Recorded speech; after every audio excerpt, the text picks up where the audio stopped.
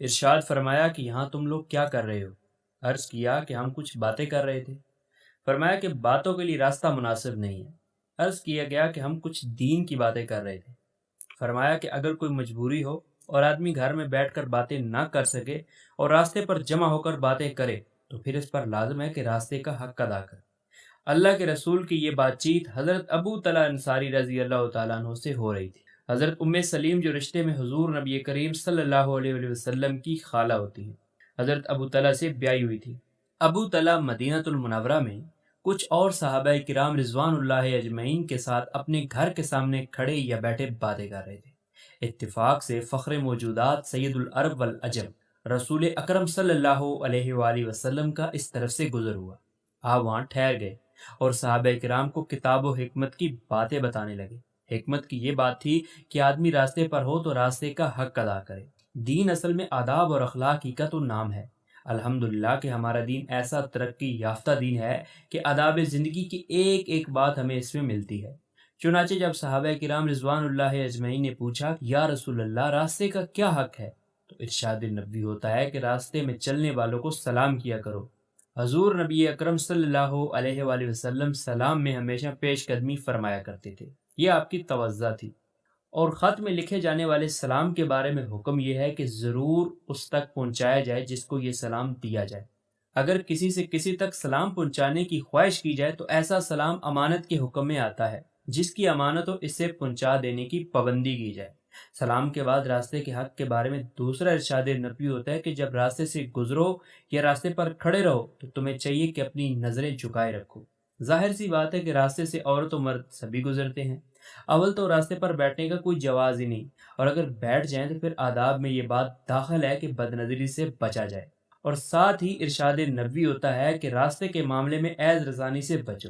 مطلب یہ تھا کہ کوئی حرکت ہرگز ایسی نہ کرو جس سے راستے میں چلنے والوں کو تکلیف ہو۔ لوگ شادی بیاہ جلسوں اور جلوسوں کے لیے راستے گھیر لیتے ہیں، بند کر لیتے ہیں۔ چار آدمی جمع ہو جاتے ہیں تو من مانی کرتے ہیں، ذرا سی بات کا لحاظ نہیں کرتے کہ دوسروں کو تکلیف ہوگی۔ سڑک کو گھیر کے پوری آواز سے فلمی گانے لگائے جاتے ہیں۔ یہ اللہ کے بے حس بندے نہ صرف راستے سے گزرنے والوں کو عیض رسانی پہنچاتے ہیں بلکہ سارے محلے کے لیے درد سر بن جاتے ہیں۔ راستہ روکنے سے اللہ کے رسول نے سختی سے منع کیا ہے۔ ایک موقع پر ارشاد نبوی ہوتا ہے کہ آدمی تو آدمی، کتے کا راستہ بھی کوئی روک نہیں سکتا۔ راستوں پر گندگی ڈالنا اور راستوں پر پیشاب کرنے سے بھی سختی سے منع کیا گیا ہے۔ ہمارے مذہب نے ہمیں صحت، صفائی، تمیز اور اخلاق کی تمام باتیں بتائی ہیں، مگر افسوس صد افسوس کہ ہم میں سے ہر ایک اتنا خود غرض ہے کہ دوسروں کی ضروریات اور خوشیوں کا خیال نہیں کرتا۔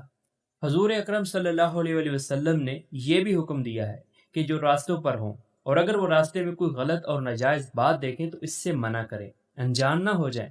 مسلمان ایک دوسروں کے مشیر اور نگران ہیں، اگر روک ٹوک نہ ہوگی تو شریروں کو کھلی چھوٹ ہوگی اور معاشرہ ٹھیک نہیں رہے گا، بلکہ ہر طرف بد امنی اور فساد پھیل جائے گا۔ معاشرے میں ہونے والی بہت سی برائیوں کی ایک وجہ یہ ہے کہ ہم برائی کو دیکھتے ہوئے بھی خاموش ہو جاتے ہیں۔ اسلام ہمیں اس بات کا حکم دیتا ہے کہ سب سے ایمان کا کمزور درجہ یہ ہے کہ ہم دل میں اس بات کو برا جانیں، اور اگر ہم میں بولنے کی طاقت ہے اور ہم بول سکتے ہیں اس معاملے میں تو ہمیں اس فساد کے خلاف بولنا ہے، اور اگر اللہ تعالیٰ نے ہمیں ہاتھ کی طاقت دی ہے کہ ہم اس برائی کو ہاتھ سے روک سکتے ہیں تو ہمیں اپنے ہاتھوں کا یعنی کہ اپنی طاقت کا استعمال کر کے اس برائی کو روکنا ہے، ختم کرنا ہے۔ ایمان کے یہی 3 درجے ہیں۔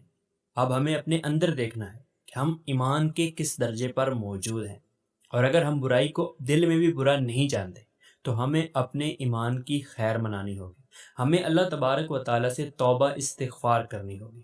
ہمیں اللہ تبارک و تعالیٰ کے سامنے صلاۃ التوبہ پڑھ کر اللہ سے اپنے دل پر لگی ہوئی اس مور کو مٹانا ہوگا کہ جس کی وجہ سے ہم گناہ کو گناہ بھی نہیں سمجھ رہے، جس کی وجہ سے ہم برائی کو برائی نہیں جان رہے۔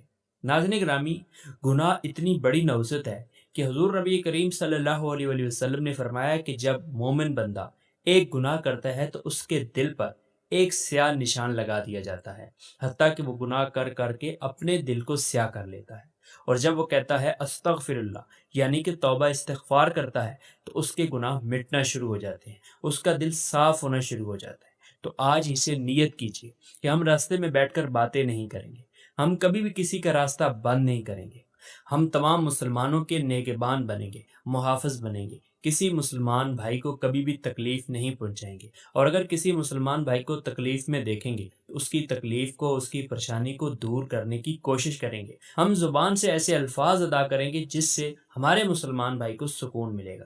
ہم ایسی کوئی بھی بات اپنے منہ سے نہیں نکالیں گے جس سے ہمارے مسلمان بھائیوں کو تکلیف پہنچے، تب جا کر ہم معاشرے میں اور اللہ کے سامنے ایک معزز انسان بن پائیں گے۔ یہ تھی ہماری آج کی ویڈیو کیسی لگی کمنٹ کر کے ضرور بتائیے گا، اور اپنی دیگر دوستوں کے ساتھ اس ویڈیو کو ضرور شیئر کیجیے گا۔ ملتے ہیں پھر کسی نئی ویڈیو میں، تب تک اپنا اور اپنے پیاروں کا ڈھیر سارا خیال رکھیے گا۔ اللہ نگہبان۔